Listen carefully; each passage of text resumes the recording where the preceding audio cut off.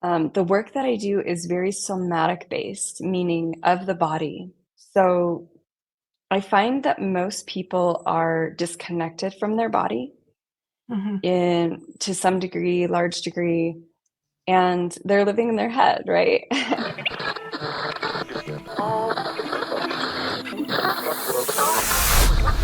Intergalactic beings of multi-dimensional realities.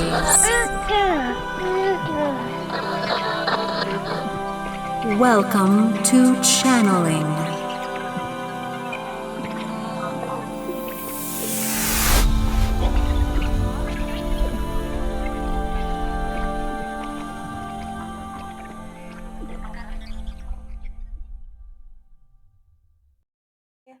Are there any words that you want to say to open and invite those who are here for us to come through? Thank you for that.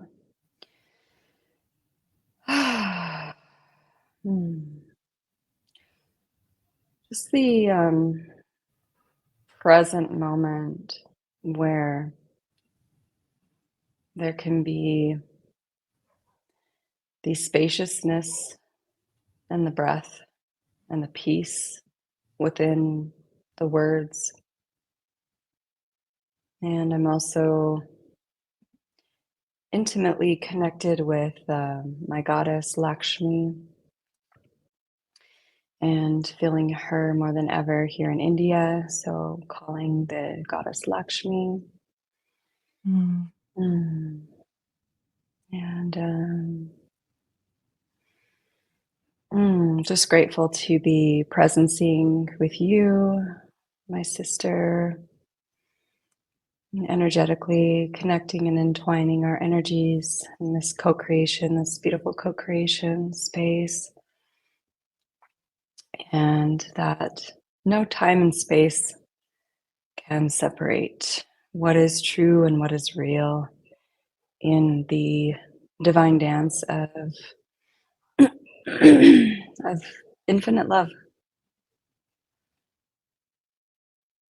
That's what's wanting to be expressed. Thank you. Yeah. Thank you. I feel the presence of these beautiful spirits, and I also acknowledge the green Tara, Kuan Yin, those great masters who are here in love and service, the divine feminine, an acknowledgement of our role that we play here on the earth. I bow and I acknowledge humbly and gratefully, oh, all those who are here.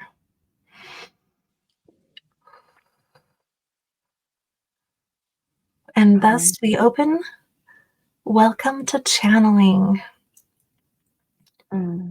Ra Kaia Love, I am so happy you are here with me. Everyone, welcome to another episode of Welcome to Channeling, where we just simply jump on in.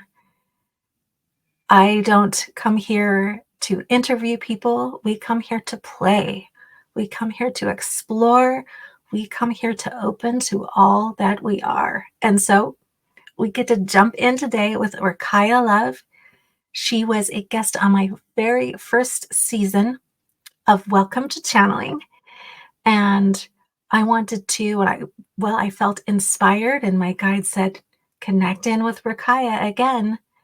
And you've been going through a lot health-wise in the last few years, and have been working on getting yourself back to a harmonious center.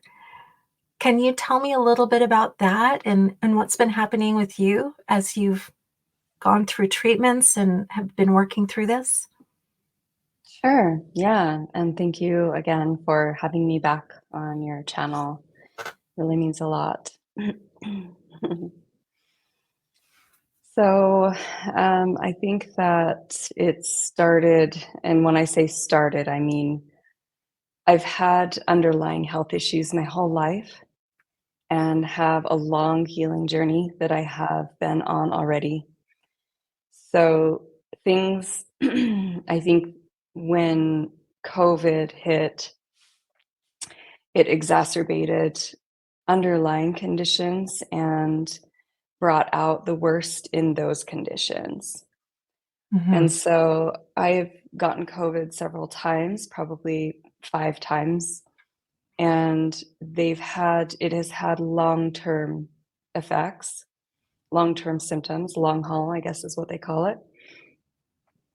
And yeah, like I said, it's just brought out what I think was dormant, but already there in my system.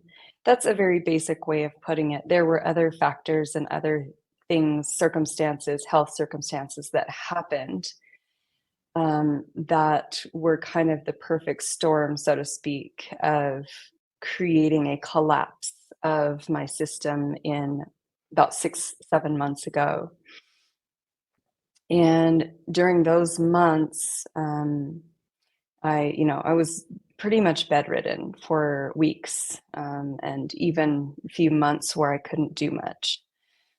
So at that point, and my partner at the time was also going through some major health issues, which interestingly enough, it turned out that it was very parallel to what I was going through as well. So we got to the bottom of some of that, which was hormonal. And we were able to find a good functional medicine doctor in Mexico and work with him and get our lives back to at least to a functional degree. And most people would have stopped at that point and just accepted where they were at. But I know that there's a root cause and a holistic approach to all health issues. And I'm always seeking the holistic path and advising people to do the same. So I was feeling, I had been feeling decent and functional. And like I said, that wasn't, I still chose to get to the bottom of it. I really felt like I could feel better than that. And I've just, it's because like I've dealt with so many health issues my whole life, pretty much, that I'm kind of used to not feeling well. And so that had become my new norm, so to speak. And I guess I got to a certain point where I just decided to ask for some support and get to more of the bottom of it. And so I decided to come to an Ayurvedic hospital in the Himalayas and work with a doctor here. And it's a treatment program that can be, I think the longest is like a 3 months with them. So I did a 21-day program with them, and it's called Panchakarma, which is something that I had studied a bit of, and I've been really fascinated by for years. And it was actually a big goal of mine to do it years ago. It's funny how we as humans wait until things are like dire before we actually end up changing or doing something different or changing habits.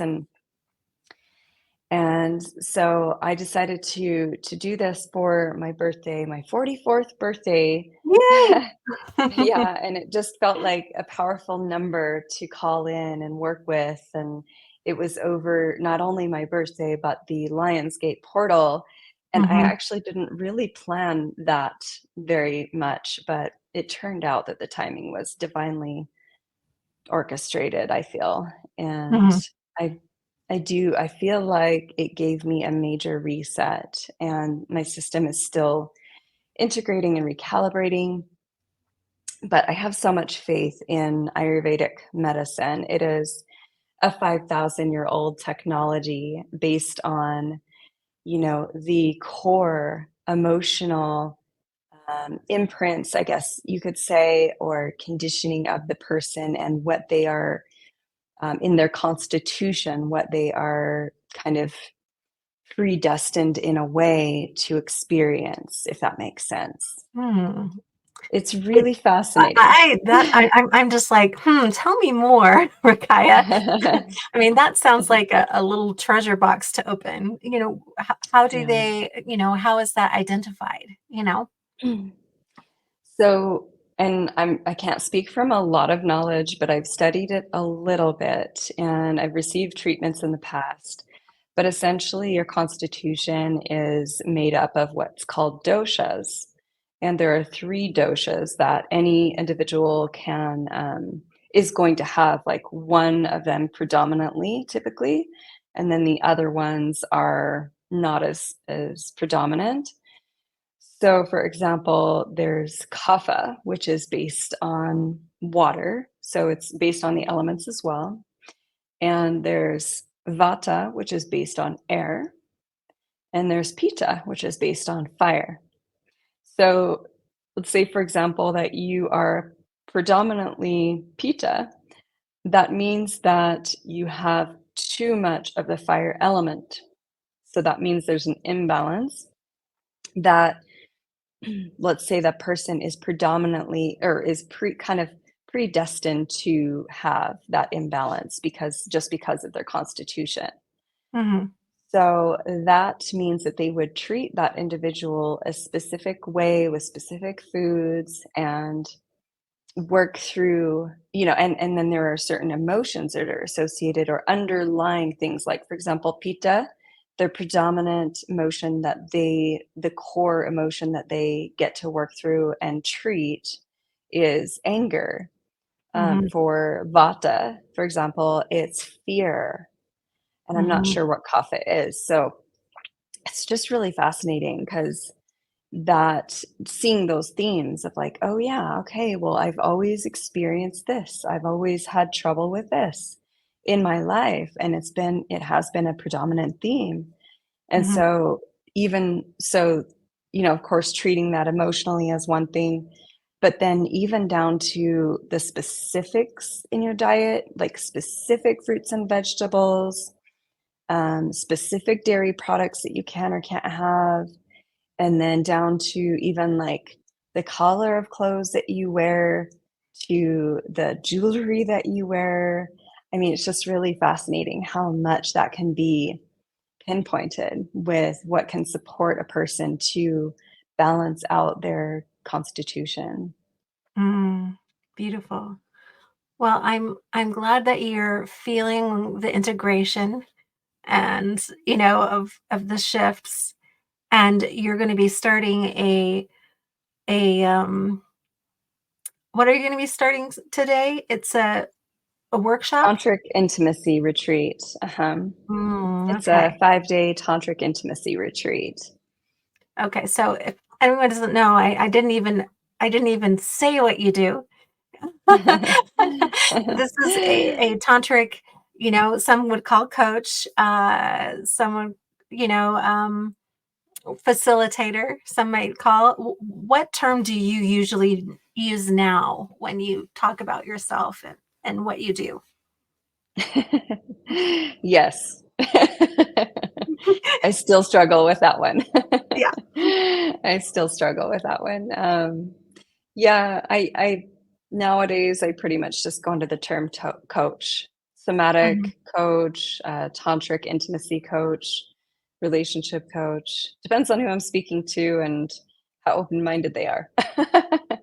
I see. I can understand that. And it's fun. One thing that I appreciated is you're pretty daring because you made your stance in Utah.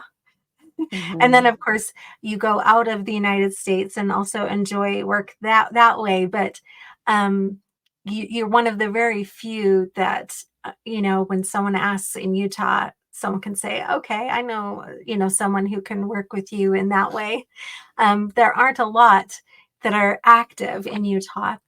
And so I was curious as to, normally I'm not just here interviewing, but I kind of wanted to hear the background of what drew you to that, because obviously you kind of come from this more conservative background, right?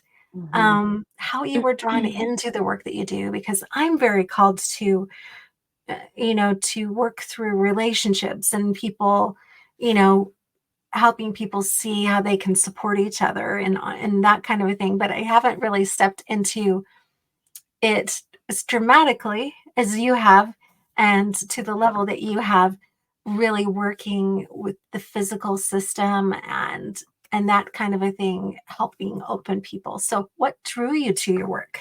That's my question. Mm. Okay, so there's a few different ways I can answer that as well, but I'll say that it started actually with men's work. And I always, when I was younger, a teenager even, I always knew that I had some special gift to offer men. Um, and that showed up in intimate dynamics, intimate relationships, and sexual encounters. And I actually liked, well, by the way, my dosha is fire. And I used to I would play with fire. I used to Yeah. play with fire in terms of I would get myself into situations with men at times, and a lot of women can relate with this, I think, where we typically are the more sensual ones. Men have been known to be the more sexual ones, although that's not necessarily the case. It's just been misunderstood, right? But I would want to explore with men in these sensual dynamics, and they would at some point get angry with me for not going all the way with them or not. Their own sexual frustration would Yeah. cause this kind of outburst or this anger with them. And, and it used to be such a big deal and kind of even a traumatic thing for me because sometimes I didn't know how to say no. And, a lot of women can relate with these situations and encounters. But at a certain point, I could say that I started embodying or being open to experience my priestesshood. That's the best way I can put it. Mhm. Like I literally, and what I mean by priestesshood is like I saw myself being ready to offer sacred initiations to men, but I didn't even know what I was doing. Yeah. I didn't know what it was, what I was doing, how to access it, and they certainly didn't, right? And they probably weren't even open to it or ready for that either. And so that knowledge gradually grew, and then I ended up coming into contact with I'll call him a tantric adept, an older man whom we ended up getting into a romantic relationship and business partnership with.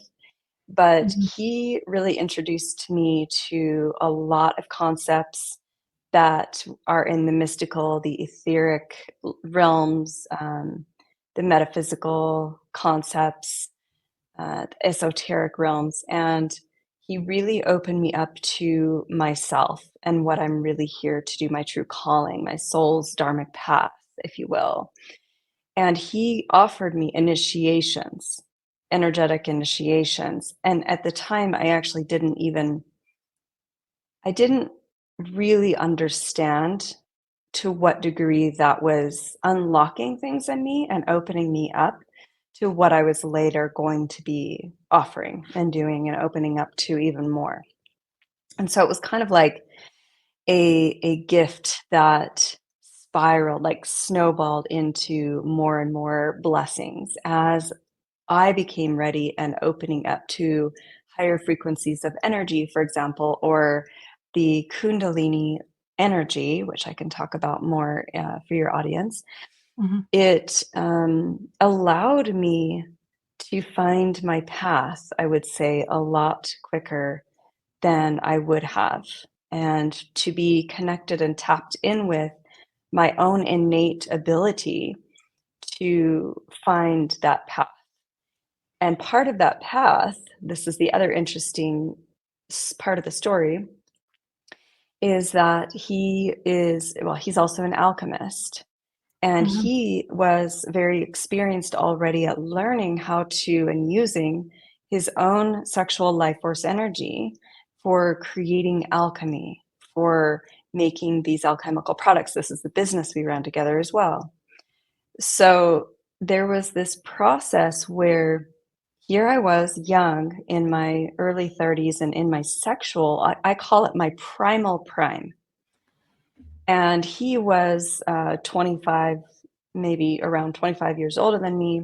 And he was already in his more wise years of channeling this sexual energy. Mhm. And there was a mismatch in our sexual dynamic. And so we ended up stopping having sex in a relationship, which left me very frustrated, very pent up, and not sure what to do with all this energy. So that also led me to a path of discovering how to work with like the Taoist Taoist energies, Taoist practices, learning how to channel that sexual energy so that it wasn't just all concentrated in my genitals, which it is for most people, Mhm. and learn how to really access that channel that through my chakra system and Mhm. direct it consciously in different ways, work with that in different ways, and create with that energy in different ways. And so that's what I did is I started becoming self-taught in the practice in the tantric and Taoist arts.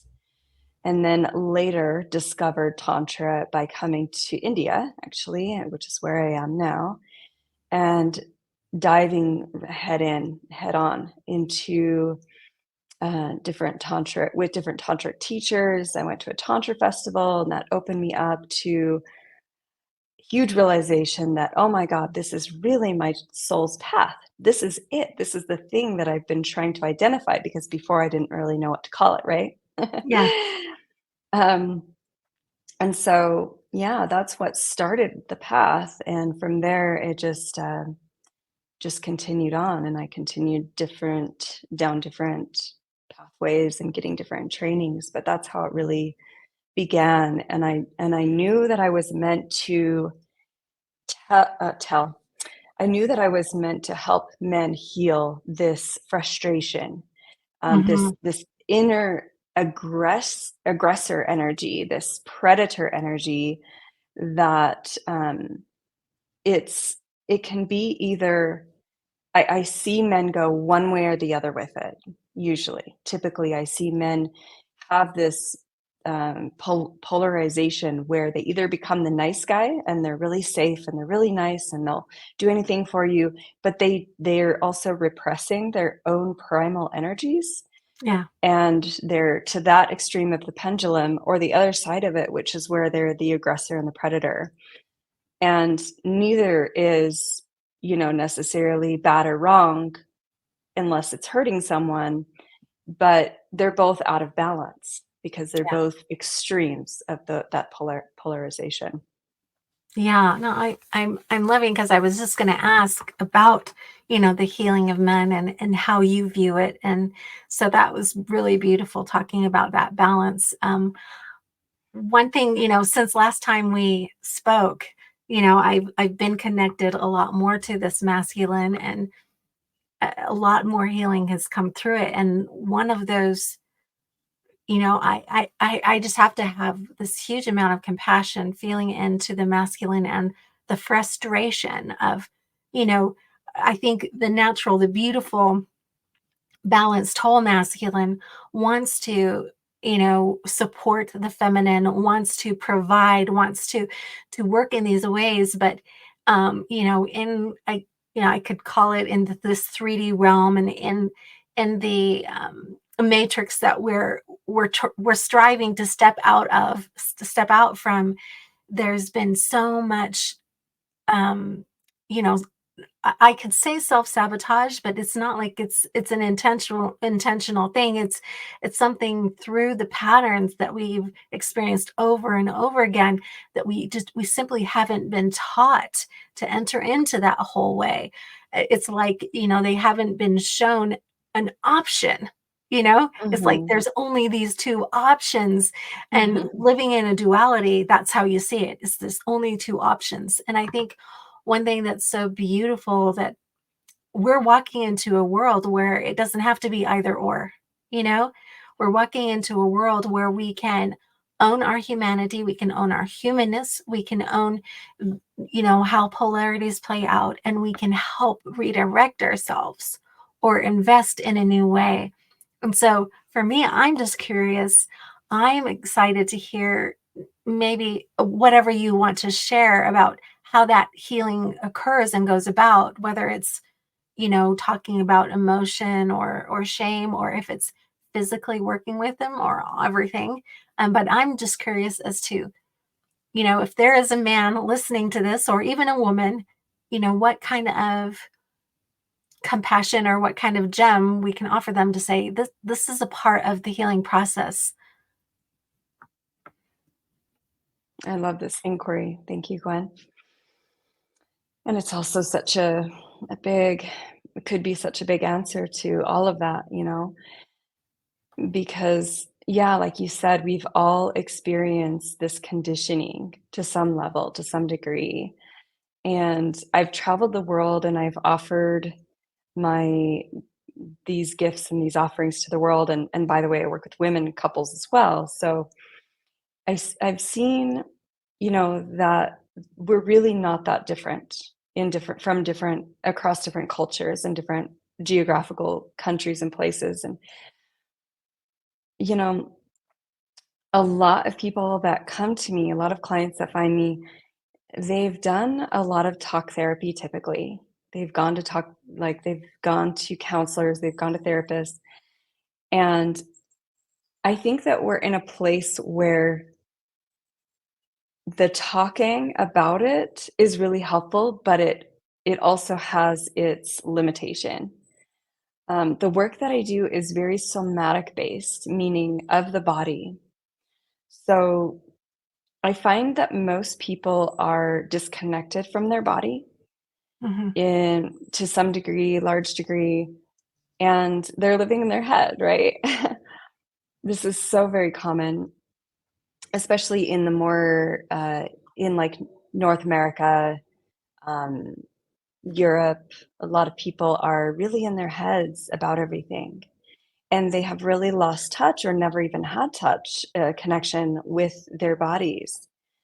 And so this is I think and feel that this is really the key aspect of healing, is reconnecting, reintegrating these pieces that have been separated and fragmented over time, over analyzing everything, and getting to a place where they can drop back into body sensations and body wisdom and listening from that place of body awareness. And I think this is coming on the scene quite a bit more nowadays. I think it's just a lot more people are becoming privy to the powers of somatic healing. But it's also like these conditions, these imprints, as I call them, they can be cultural. They can come from the place that, we grew up in a very conservative upbringing. They can come from many different places, society, just in general, in whatever culture a person is in. And they really, these stories or these patterns, these conditions, they really get embedded into the psyche, into the subconscious. And so a lot of people don't even know why they keep repeating the same unhealthy patterns in relationships, why they can't manifest things that they really desire in life, why they can't be happy, why they can't embody confidence.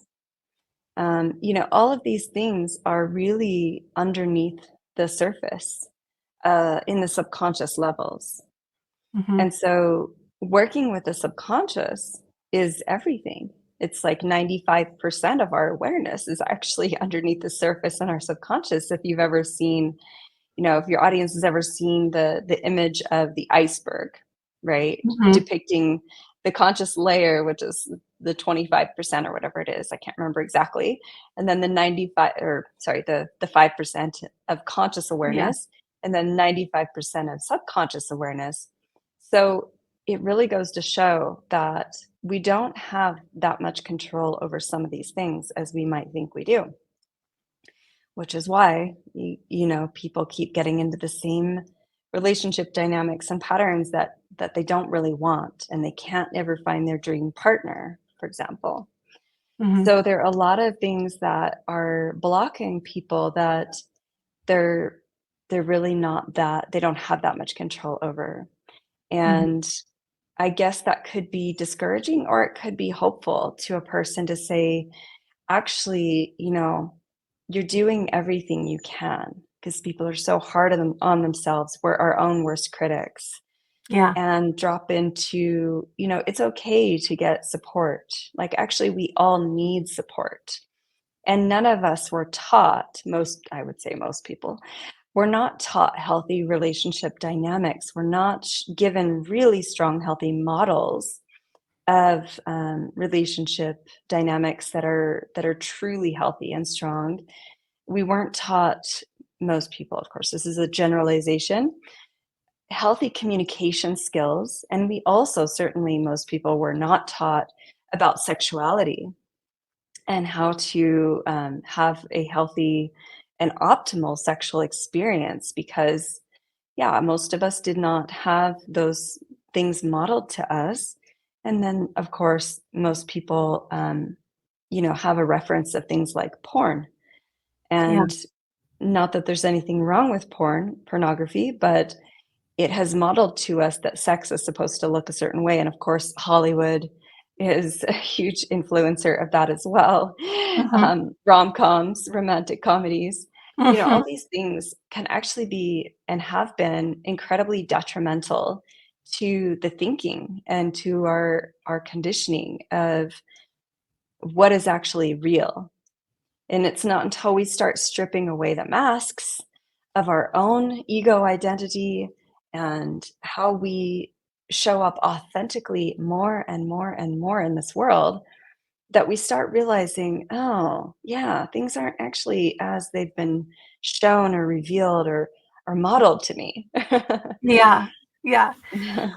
I'm feeling into some of my frustration as a female interacting, with the masculine, and trying to kind of create the sexual experiences that I perhaps have idealized within myself, the kind of intimacy that I'm truly desiring.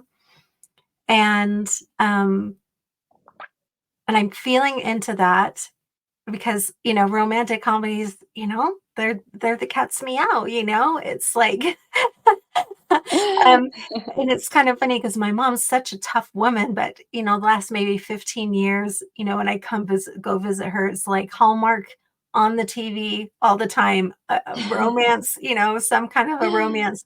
And when I look at it, it kind of grips me inside. I'm like, like, does she really believe this is reality, or is this just something that helps soothe her psyche, Mhm. because it just feels so hollow and shallow to me, like the relationships that are depicted. Um, but at the same time, there's a part of me that, wants to be that woman who's worshipped by the man, that, that treats her like a princess, that sees that beauty in me. And, then, and I can feel that security that I've been told it's supposed to be provided to me. So, I mean, I can see it in myself, even, even with me working so many years on kind of stripping away layers. So, my question to you is, okay, I'm sitting here, I'm your client, and you're like going, okay, Gwen, I see, let's explore some of that with you. Okay. So, what let's pretend we're going to jump into play, if that's okay with you, Rakaya. I'm going to sit back and we're going to play just like we did the first time that we came together. And I'm here saying, I want to help myself to strip away those layers. And I want to be able to mm, have a have beautiful communication with my partner to really say what I'm truly desiring in my experience, right? I think that's been a huge issue for me is is being able to assertively help guide that kind of communication with my partner. So Mhm. I'm coming to you, Rakaya. I am in desperate need. Please help me. Well, that's beautiful, Gwen. Thank you for being vulnerable to open yourself up to this. And there's a couple of things that have come up while you've been sharing about this. The first Hmm. thing is, what's wrong with having those desires? Do you see that as something that is unreachable? I see it as I see it as an opportunity for me to be living in only a half world. Like I don't want to live in a world that's half true. Does that make sense? So what's the other part of that? What's the other half that is idealized or not within reach then? Um, well, I think the idea of being worshipped means that also I have to live up to the ideal of what they worship me as, and I don't want to. And you don't want to. Yeah, I don't want to. I want to be free to be myself. So you feel that them worshiping you comes with an expectation from them. Is that what I'm Yeah. hearing? Yeah, for me, it feels like not that this is necessarily true, but I feel like them having the idea of worshiping isn't them just truly seeing me. It's like a Oh, task. It's like a task, and hmm. they say, if I do A, B, C, D, and E, then I did my job. But that's to me not true intimacy. Does that make sense? Okay. So it seems like we're getting to something else here, Mhm. because what I'm hearing is that there's this idea of being worshiped, that you can't just be worshiped as you really truly are, Yeah. that there's another side to that coin, but you just said you don't know if that's true. And I'm going to challenge you on that belief. Okay. Uh, Is it possible that someone could really accept all of your parts and still worship you and honor you and love you for who you are? yeah, but that's like I mean, I mean, like, my gosh, I don't know that I've ever experienced that, or have I just sabotaged myself so that I don't experience Mm, that, you know? yeah, usually when there's and I'm just going to use this as an example. Mhm. Usually when there's something where we ourselves can't believe that we can have the full pie, Yeah. it that is the block. If we're not believing that we can have what we truly desire, that is Mhm. in itself blocking us, because if we cannot imagine a reality where something is possible, it's not possible. And it's not Mhm. going to be possible until we can truly believe that within ourselves. And usually, what that means is we get to love, honor, and accept ourselves fully on all levels first. Mm. I'm listening to that, and then there's this other voice jumping out. The other voice is saying, "I am not in charge of what another human is feeling or their reality, and I don't have to be in charge of it or in control of it." Yeah. Like, it's like I'm like, it's like it's up to them what their reality is in a way, you know what I'm saying? It's like, Uh-huh. but really, if I can feel the sacredness of myself in the moment, in the action, that's kind of the point, even though a part of me says, well, then they're just going to betray you and it's all false. And it's like, no, like, it's like, there's a part of me that's like, Gwen, you get to honor the complexity of where people are at every moment, you know? Mm. And like people's love show up in so many different ways. So I'm going through this thing in my brain. Yeah. It's like, Yeah. you know, You're because already uh-huh. yeah, because it hurts the thought of me having to try to control what someone's reality is, right? Mhm. That's not me loving them. Yeah. Yeah. So now you're going already into your own shadow aspects and debunking and breaking down, it sounds like patterns that you have done in the past in relationships. Yeah. Something's coming full circle.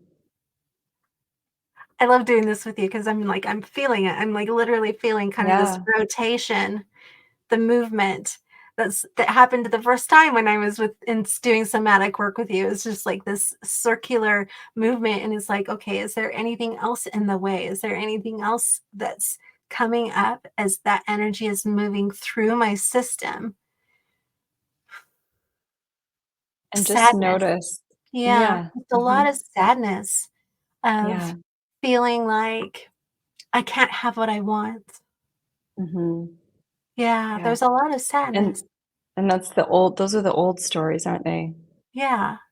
It feels like it's from my youth and younger, Yeah. I mean, it's just a lot of sadness. Where do you And I feel don't that in feel your like body? yeah, I'm feeling it. I'm feeling it in my chest, but I'm feeling it like up in here too, like in my Um, right here. And okay. like there's a movement and it's healing, but then it's like right under my third eye. It's like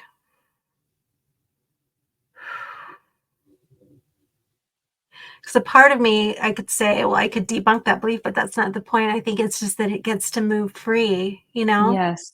Yes. It just gets to move free from this idea within me. It feels almost like the energy is moving into a framework. I'm seeing a framework. Ah, this is so interesting. Okay. So, what I'm feeling and like experiencing is it's almost like the energy is highlighting a framework. And to me, it seems like, okay, this is the framework that helped me identify perhaps how to be safe, Yes. how to be safe in the experience of my relationship with a man. Like, um,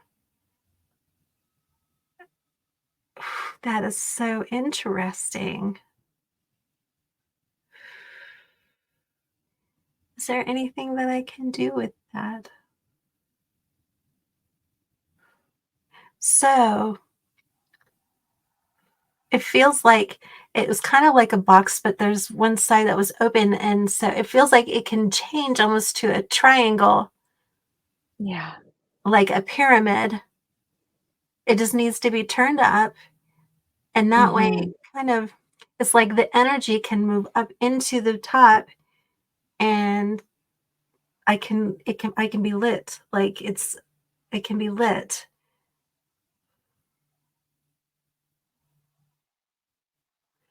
It's so Is it interesting because ready I'm for yeah. What was that? right? Is it ready for that to happen yet? Or is there something else that needs to happen first? I'm feeling the line stretch down, down,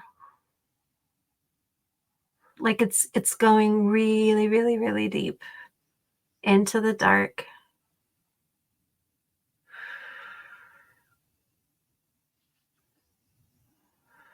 And it feels like it's pulling stuff up.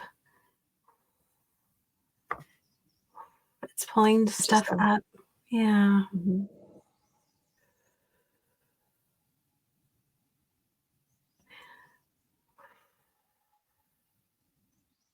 I'm astounded at the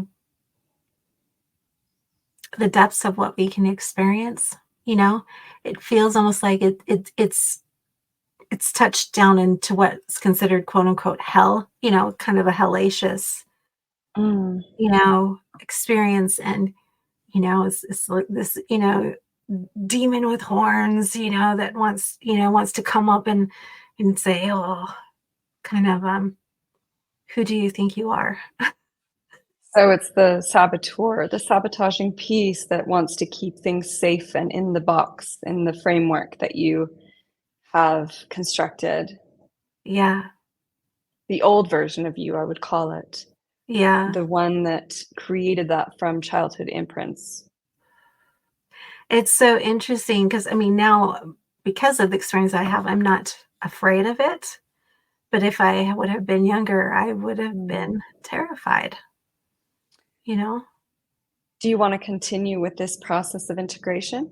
Is it I still do. happening? Yeah. Okay.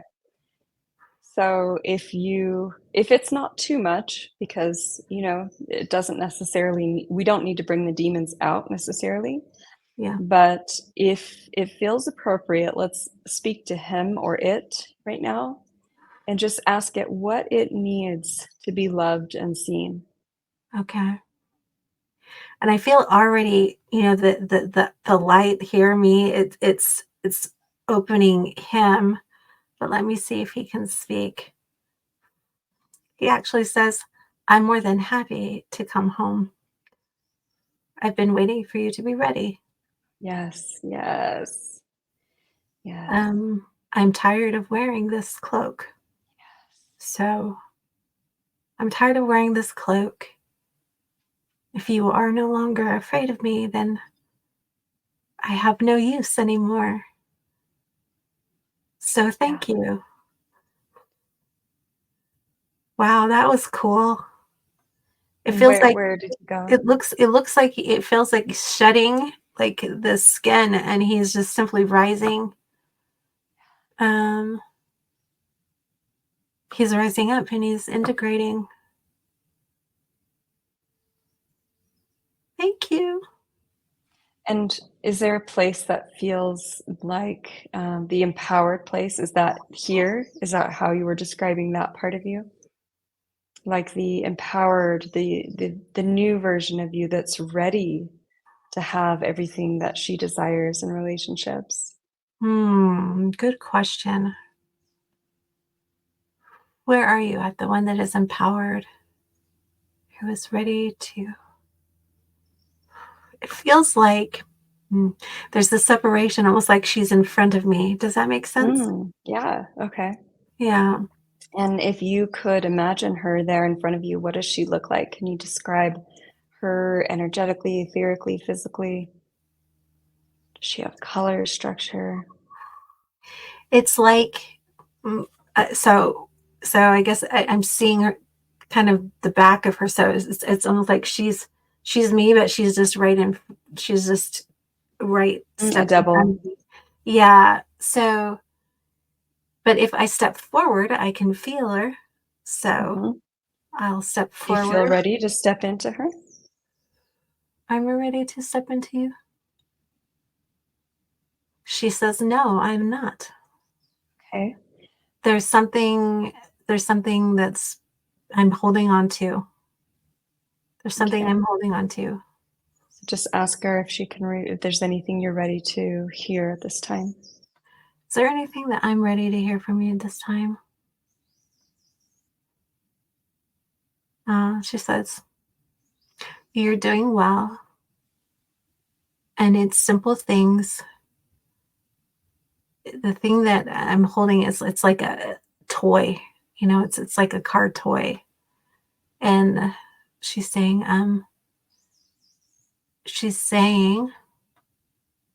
there are just a few more steps. There's a part of you that gets to play,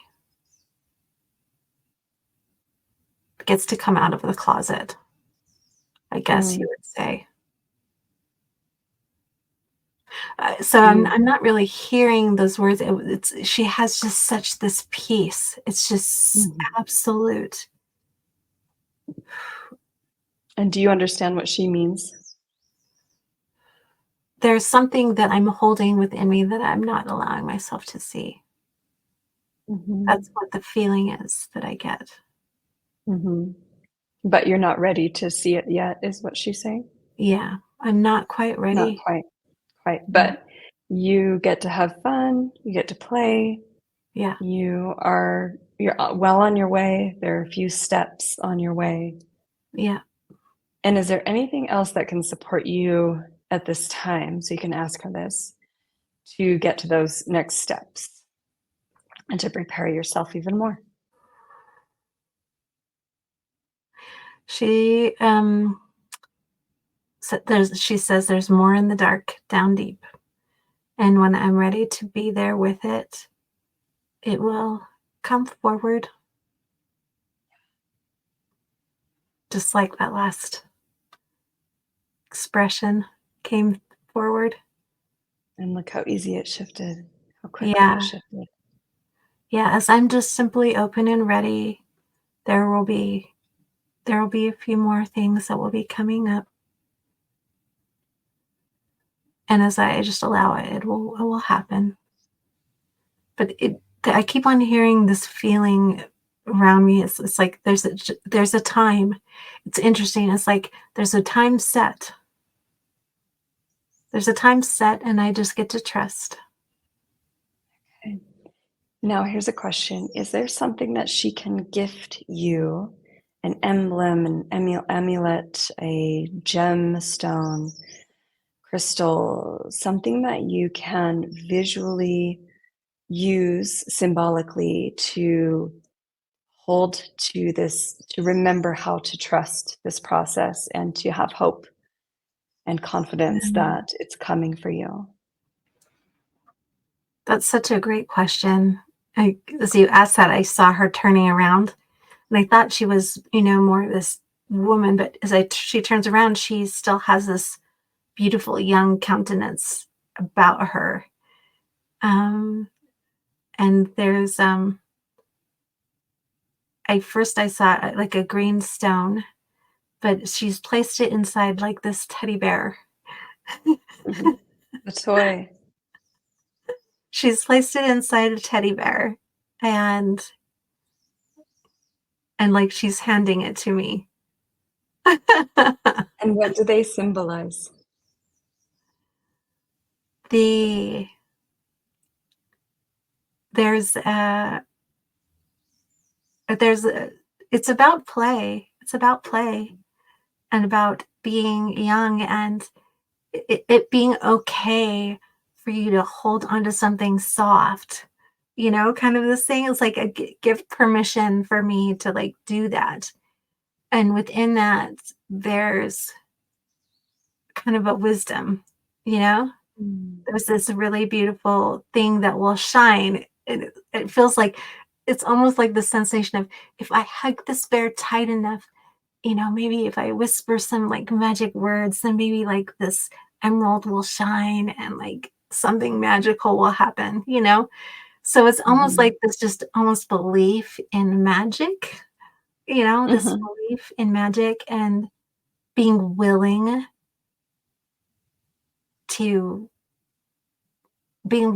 to just simply play with it, like being willing to just simply remember, okay, I'm holding the teddy bear. I don't know. Um, Feels like a connection with your inner child, like keeping that playful connection with your inner child, there's perhaps. also it's like what I'm feeling is, well, she's actually saying this, when you're in the dark, you don't need to be afraid. You have something to hold to. Oh, yeah, great. Oh, yeah, that's really beautiful. Brilliant. Yeah. And Something to and help you feel especially teddy safe. bear, you can feel there's substance to it. You'll feel into it and you'll feel that. Um, and it will remind you. It will remind you. So yeah. And do you have something that already physically tangible that you can use as this physical object? Or I'm very lucky that that where I live, they have a lot of toys, so I can grab one. Yeah. and what about the green gem that's inside the teddy bear? Do you know Yeah. what this symbolizes? To me, it's my heart chakra. Yeah. Yeah. Yeah. And is there also Well, something like that that you have that you could put on your altar or have with the teddy bear, with the toy? I do. I do. Yeah. And that will be a physical reminder. It kind of brings it from the etheric to the physical and anchors in this experience that you're having right now. Yeah. And it's cool because even now I'm feeling myself hold it, you know, feeling myself hold it. And that Where are you holding it? I'm holding it up to my chest, Okay, right, beautiful. right here to my chest. Just be with that and remember that the feeling and sensation, because even when you're out and about or you don't have these symbols, you can connect with this and continue anchoring into this on that somatic level. Yep. Yeah, it's okay because this is so cool because, my memories of really being in the dark, a lot of, being a young kid, it's like, go away, go away, go away. It's like so much fear around um not not having my own self, like not having my own self, and then how do I protect myself, and right Mm, here in this, it's like it's okay as long as I can feel this close to myself, then yeah, whatever is in the shadows, it's okay. you are protected. Yeah, it's okay. Yeah. You are comforted, you are protected, you are guided, Mhm. and allowing this to be a token, this to be a symbol and an anchoring in of that remembrance that you are safe. Mhm. And also your remembrance to trust the process and that things are unfolding divinely as they're supposed to right now. They And that you are are. well on your way. You are well on your way to Mm, experiencing what you truly desire. I am. This feels so Congratulations. amazing. Yeah. And the more you can also be in this state of, like, how did you put it? Like feeling your own divinity, your own goddesshood, the Mhm. more you will already have that. And you won't actually need that. I mean, you don't need that anyway from a partner, Yeah. but you will also be attracting a partner who will meet you in the place that you were already meeting yourself. Mhm. Yeah. Oh, Ra Kaia, I wanna sing you a love song. That was really beautiful work, my dear. Like that demon that just broke free so quickly and so easily. He was just like, I've been waiting for you to be ready, and there I go, I'm gone. That was amazing. He's like, "I don't like hanging out here." Yeah, he just broke free. He was ready to fly. That's so Yeah, wonderful. I mean, I think about this and it's like you can say, "Oh, that was simple," but so powerful, yeah, because yeah, I was able to sit there and hold that energy and feel yeah, the yeah, difference between having that with me. That's so yeah. cool. That was Rakaya has really changed my life once cool. again. Yeah, and this work really doesn't have to be complicated or intensive. A lot of people go into shadow work thinking that it's got to be super cathartic, and there's a lot of fear and subconscious resistance to going into those shadow aspects. But actually, it can be gentle, it can be subtle, it can be soft. Mhm. We don't need to have something so intensely, masculine and aggressive and cathartic. When we break Mhm. through the other side, sometimes it is just deeply transformational and subtle. Yeah, and I love that because I really work in the subtleties. I love the subtle, Mhm. and I love that when I work with you, it's just a very soft, flowing, moving, natural feeling. It's like, "Oh, Mhm. this is the next step. It's okay." I think that's such a beautiful thing to offer people because so many people think it's gotta be hell, you know? It's gotta be hell Yeah. to be able to walk through this stuff, and it's like, no, that's what the shadow says, you know? But we get Yeah. to own that it doesn't have to be that way. We're the ones kind of in charge of it, you know? We can say, Yeah, "This can be done absolutely. in ease." So I appreciate that you trust because I feel that within you is you're just like, "Okay, I trust this process." Your observation, you're being guided, and you just simply trust and sit there Mm. and be with it. And I just love that. It's like, it doesn't have to be complicated.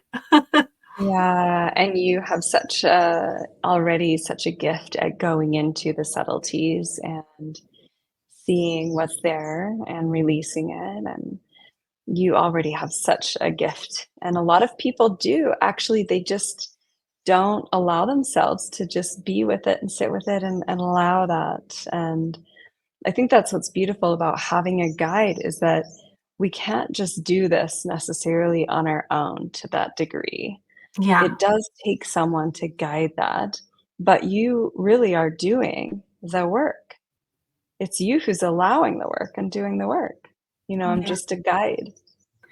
No, and I love that you said because it really is there's a power into and you have the experience, you have, some of this education that's so that helped you so much, and I'm here eager, so So this mentor, I'll call him a mentor, but he was my partner, that tantric adept. One of the most powerful quotes that he ever told me was, "Your readiness determines everything." A person's readiness really does determine everything. The people who come to me who are just throwing money at me and wanting me to fix their problems are not going to heal as well as the people who don't have money, but they are just like, "I am just so ready to eat up this transformation. I am so ready." And you can see the eagerness in their eyes. And they are the ones that will really have the biggest results. wow. Yeah, I Your believe that. readiness determines everything. And it feels that you are on the precipice, I literally am. a few steps away from having what you really desire. So, congratulations. I'm feeling it too. There's been I don't know, I just feel blessed, and I feel that precipice just as you said that. I'm just like, right there." And I'm I don't know, part of me is, like, giddy. I mean, I guess that's a part of it. I can celebrate. I Yes, can celebrate that. yes. I mean, that might be just a part of the little tipping point, you know? Yeah. Me being able to celebrate because I feel it. It's just right here. And you I get to love that. just play. Yeah, I just it's so fun because it's like I feel that that me that you said that was ready, and it's just me, we're so close now, and I just wanna, like, hug her. I feel like it's just me hugging her and saying, "Thank you," and we're right here together, and, you know, it's okay. It's okay. The Yeah. path has been beautiful and okay, like, Yeah. just as it has been. And that's just so exciting. Yummy, yummy. And it's that deep level of acceptance and literally embracing of these aspects that they got you to where you're at and they no longer serve you now, and being able to embrace that part of you that had this framework that kept you in this box literally. um, Being able to just thank her and hug her and embrace her is Mm, a part of the process of being ready to let go of how she's kept you small as well. Even though she kept mm, you safe, she's kept you small. And Mhm. now you're ready to expand into the triangle, the pyramid. And so, yeah, that's beautiful work that you can, and it's a very important and not to underestimate the power of that letting go, that saying goodbye, or that just appreciation of, so that you can become the more evolved version of yourself. I love that. It's almost this appreciation of the many versions of me, and the many versions of me get to be in order for me to be the version that I am now. If that makes any Yes. sense, you know? It's Yes. like they all get to be in order for me to be me. It's an Yeah. integration of all aspects. That's so sweet. I love that. Well, Congratulations. I'm so grateful to my guides because they always point me in these beautiful directions to talk to the people that, when what I'm ready for and the next step that I get to take. And you have been one of those beautiful people, Rakaya. Thank you Oh, so thank much. you. Thank you, my dear. Yeah. Thanks for your patience and waiting for me to be available for this call. Oh no, I knew it was going to work at the perfect timing. And I'm checking in with my guides. My guides want you to talk about some of the things that you're offering now. And then before we leave, I think they have a blessing for you. So, Oh, yeah, wonderful. Thank you. here we go. All So tell us right. what's your life looking like, what you're excited to manifest, what's coming up for you. Yeah. So I'm currently in the Indian Himalayas, and it's just so lush and green and beautiful up here in the mountains. I'm loving it. And I have the next month and a half where I'll be leading tantric intimacy retreats. So my schedule is quite full with retreats here. And these ones are actually one on one. So I'm working one on one with one individual or a couple, and where we get to deep dive into what is holding a person back from their own levels of intimacy and fulfillment in relationships. Um, so this is what I'm really excited about. I've been doing this for the past 8 years.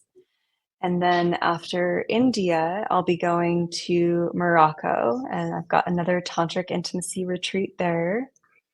And that one is also one-on-one, but I got so much response from it that I opened it up to being a group experience, and still looking to see if that is how that's going to shape out, if that's going to turn out that way, or it's going to be one-on-one.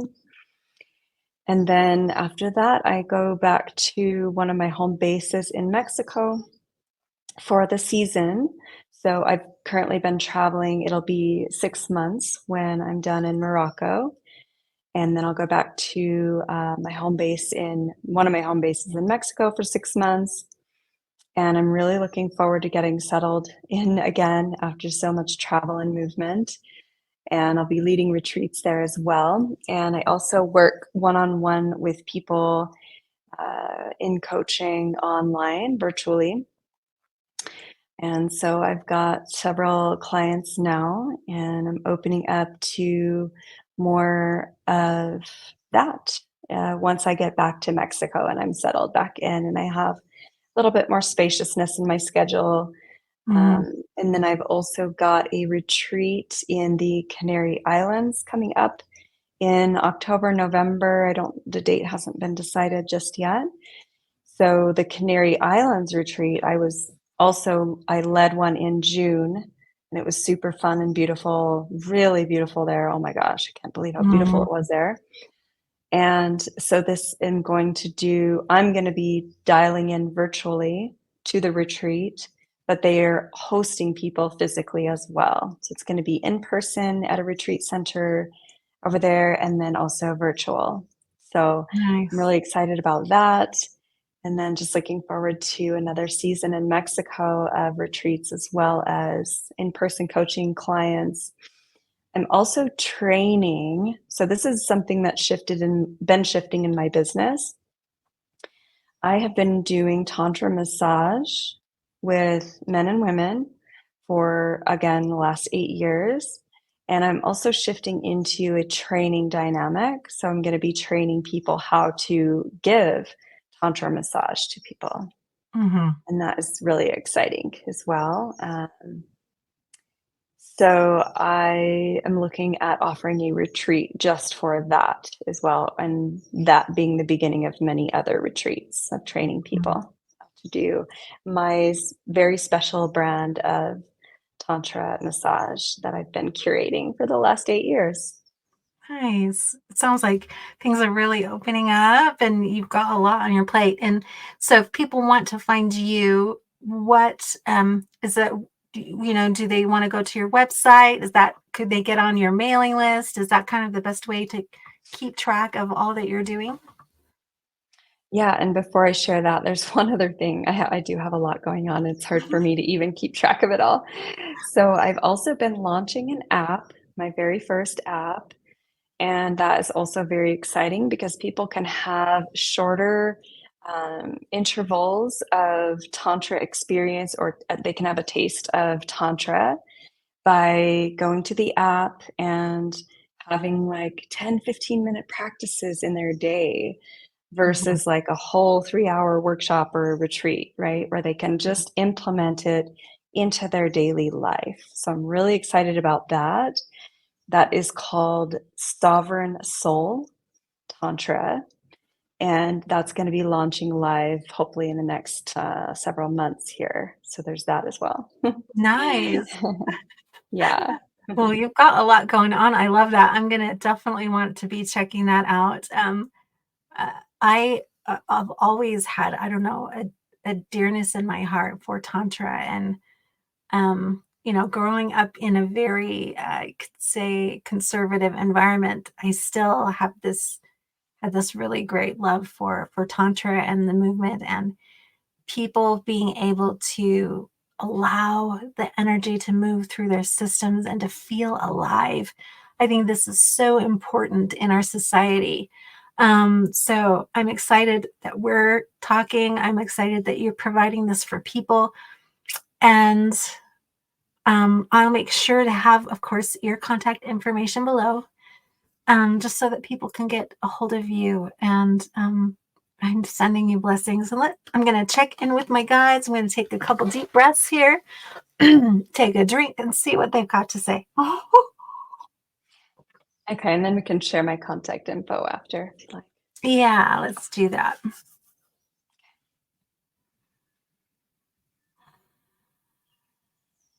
Ra Kaia, you have gone by many names, but we know you as love, love and light, and the virtue of sensual maturity.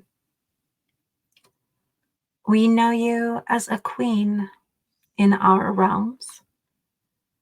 We know you as one who has looked across the oceans and dreamed for many, dreamed for them of loving lives, dreamed for them lives of light, of walking and dancing in ease, of looking into each other's eyes and smiling and feeling the soft breeze, looking into the stars and knowing that they dance and shine for them.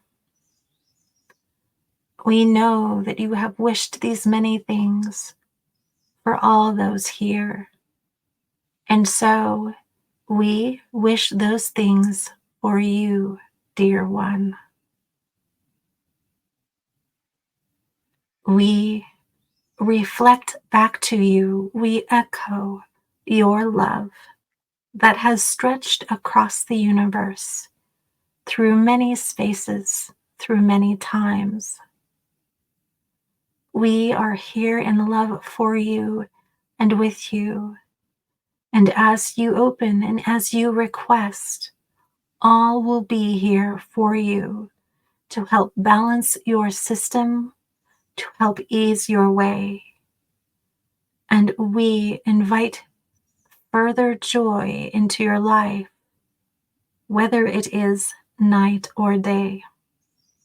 We say these things as a beautiful poem for your life, your dance, how you roam is of this kind of beauty that we hear now. And you will see that your life, as it continues to unfold, even the spaces of roughness, of darkness, they too will set you free. For this is your heart's decision. This is your life's decision.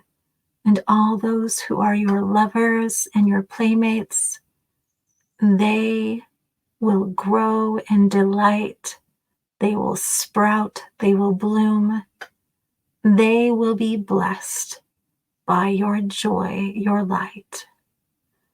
For your room is beautiful, set up with many flowers of gold, of incense, of sweet-smelling things, of blossoms in baths that bloom.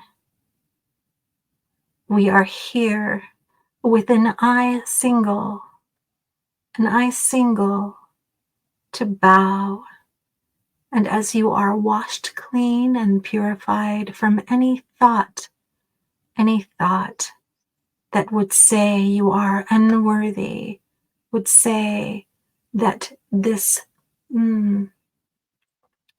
imbalance or this darkness that you have felt, that it is your doom. It is not your doom. You are here. You are here to set all who would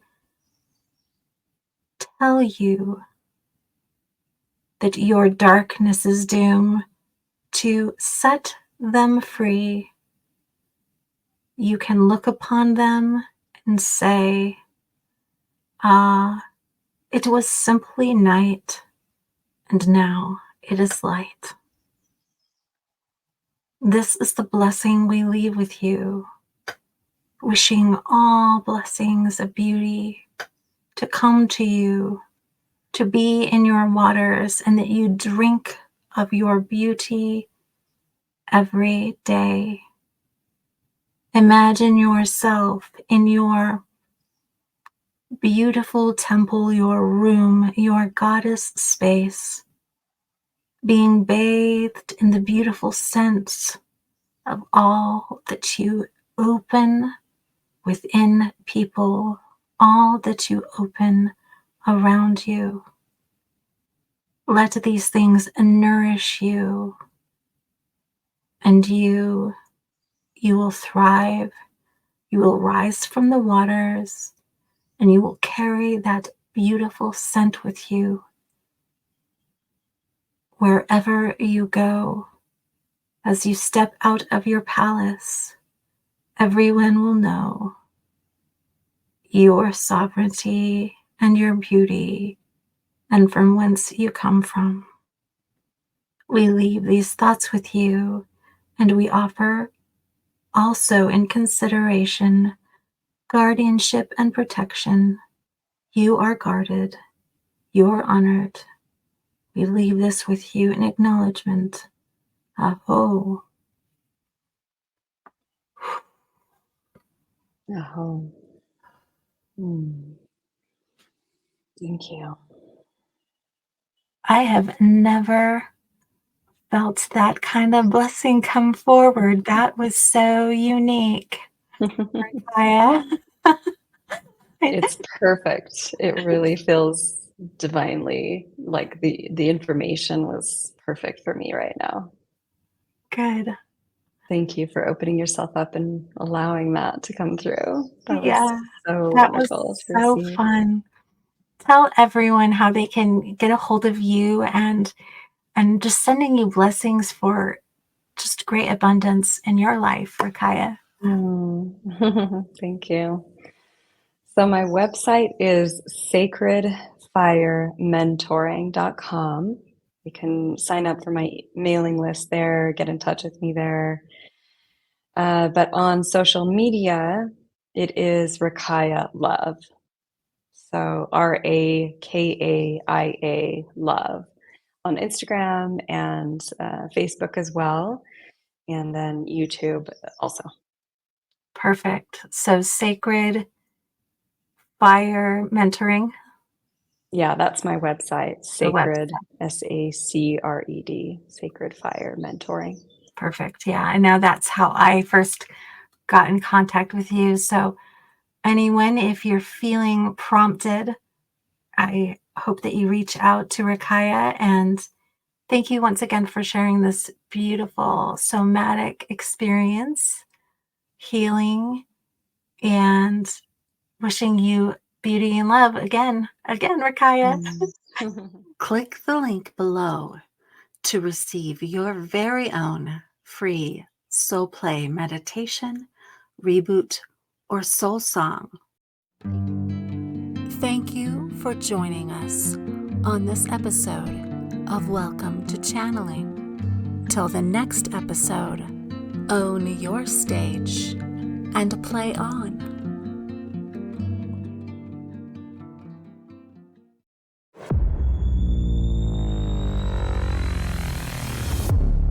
Hot Muffin Media.